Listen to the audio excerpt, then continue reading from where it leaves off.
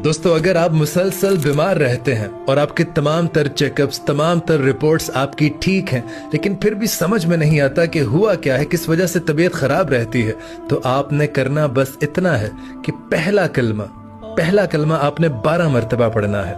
उसके बाद या हय्यु या कय्यूम बिरहमतिका अस्तगीस 10 मरतबा पढ़ना है। उसके बाद आपने दूसरा कलमा 10 मरतबा पढ़ना है और उसके बाद सुभान अल्लाहि व बिहम्दिही सुभान अल्लाहिल अज़ीम ये आपने सिर्फ 4 मरतबा पढ़ना है। और ये काम आपने हर जुम्मे वाले दिन, जुम्मे की नमाज के बाद आपने करना है। पानी का गिलास लेना है, ये तमाम तर आपको जो बताया गया है ये पढ़ना है और उस पर आपने दम करके पी लेना है और थोड़ा थोड़ा पानी घर के चारों कोनों में आपने छिड़क देना है।